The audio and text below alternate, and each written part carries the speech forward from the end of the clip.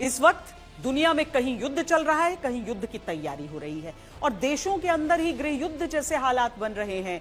रूस यूक्रेन की जंग को लगभग 1400 दिन हो चुके हैं। उधर चीन ताइवान में भी तनी हुई है।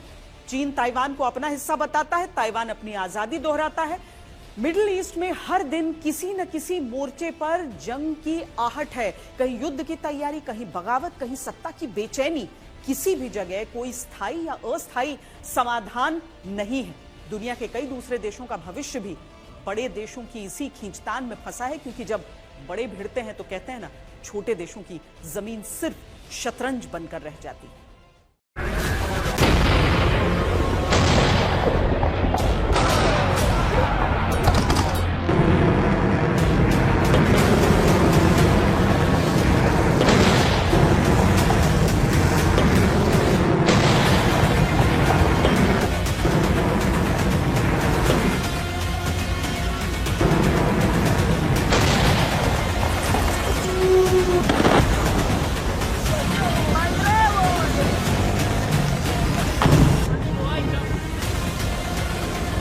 आधी रात को दहल उठा काराकास।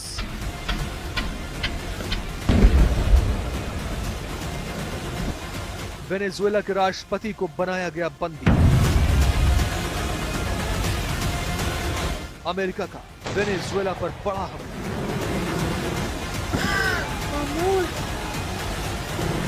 उधर निशाने पर हैं रूस के शहर।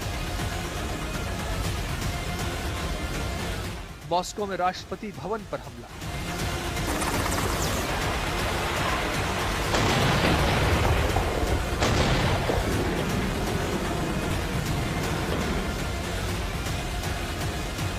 चीन ताइवान में लगातार बढ़ रही है तनातनी।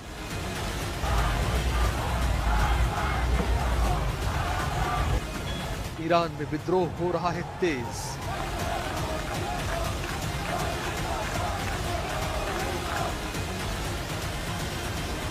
मिडिल ईस्ट में पुराने दोस्त जंग के मुहाने पर हैं।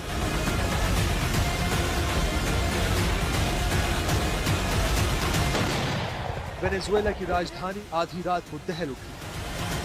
तेज धमाके हुए, आग के गोले बरसे और आसमान में धुएं का गुबार उठा।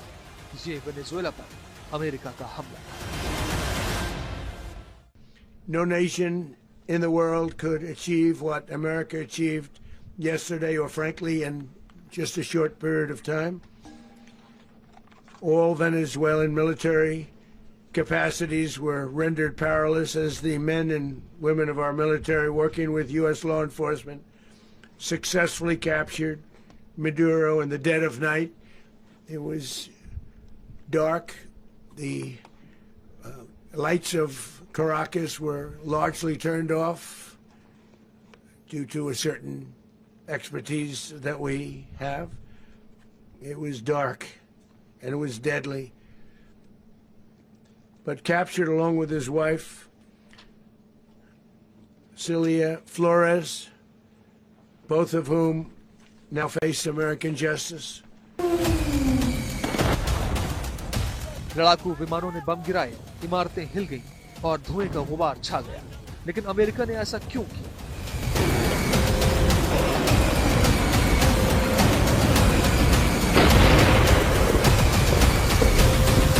क्या वजह थी जो अमेरिका को एक स्वतंत्र देश पर हमला करना पड़ा?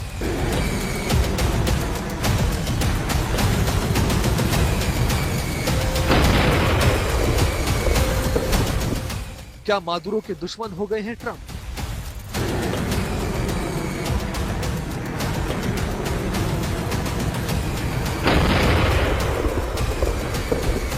किस अधिकार से अमेरिका स्वतंत्र देश में अपनी सेना उतार रहा है?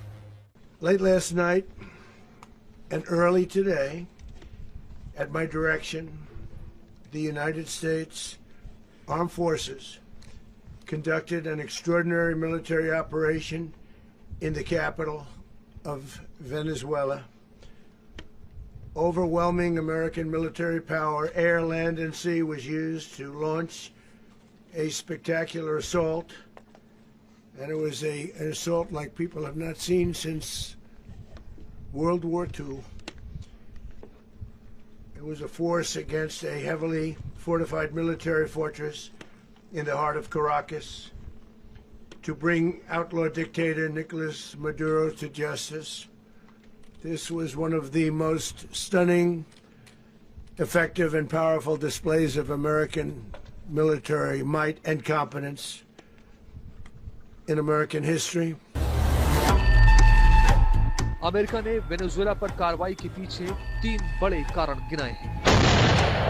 कारण नंबर 1, माइग्रेशन। डोनाल्ड ट्रंप बार बार दावा करते हैं कि वेनेजुएला की वजह से लाखों प्रवासी अमेरिका की सीमा पर पहुंच गए हैं। रिपोर्ट्स के अनुसार 2013 से अब तक करीब 80 लाख वेनेजुएला वासी देश छोड़ चुके हैं और अमेरिका आ गए हैं। लेकिन सवाल यह है कि जो देश किसी दूसरे देश के राष्ट्रपति को उसके ही देश में गिरफ्तार कर सकता है, क्या वो अपनी सीमाओं की सुरक्षा नहीं कर सकता? तो इंटरफेरेंस है किसी दूसरे देश में इस तरह से एक चीज इसमें हम लोगों को जो ध्यान देने वाली बात है कि जो उन्होंने 5 दिसंबर को एक अपनी नेशनल सिक्योरिटी स्ट्रेटजी का डॉक्यूमेंट रिलीज किया था, तो उसमें अमेरिका ने अपने को रिस्ट्रिक्ट कर लिया है वेस्टर्न हेमिस्फीयर में। एंड वेस्टर्न हेमिस्फीयर में वो कोई ऐसी चीज नहीं होने देना चाहते जो उनके नेशनल इंटरेस्ट के खिलाफ हो। तो मदुरो को और जो पूरा ये वेनेजुएला का सिस्टम है, that was not in favour of America. अच्छा, जहां तक अमेरिका का सवाल है, जैसे पावर डिफरेंशियल, जिसको कहते हैं पावर डिफरेंशियल सो मच है वेनेजुएला और यूएस में, यूएस जो चाहता अपने नेबरहुड में जो चाहता कर सकता है। तो उन्होंने ये ऑपरेशन, आपको याद होगा कुछ साल पहले उन्होंने पनामा में ऐसा किया था कि वहाँ के प्रेसिडेंट नोरिगा थे, उनके प्रेसिडेंट उस वक्त, उनको भी ऐसे ही उठा लिया था। कारण नंबर 2, ड्रग्स। दूसरा बड़ा मुद्दा ड्रग्स का है। ट्रंप का आरोप है कि वेनेजुएला से कोकेन तस्करी और अमेरिका में फेंटेनाइल संकट फैल रहा है, इसीलिए 2 वेनेजुएलन गिरोहों को आतंकी घोषित किया गया। Land strikes on Venezuela. It's land strikes on horrible people that are bringing in drugs and killing our people. You know, if we were in a war and we lost 300,000 people in a year, because that's what the real number is. It's not 100. You know, you keep hearing 100. And it's a lot worse than that because the families are devastated when they lose their child.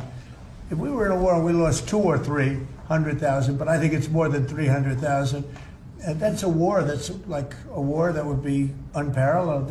Nobody's ever seen anything like that, and that's what's happening. So it doesn't necessarily have to be in Venezuela. It's people that are bringing in drugs to our country are targeted.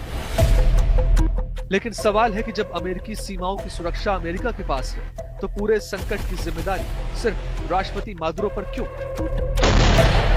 कारण number 3, तेल। ये आरोप है या कार्रवाई का बहाना। दरअसल ये कहानी पिछले साल दिसंबर से शुरू होती है। अमेरिका के राष्ट्रपति डोनाल्ड ट्रंप ने साफ शब्दों में वो कह दिया जो आमतौर पर वैश्विक ताकतें पर्दे के पीछे कहती हैं।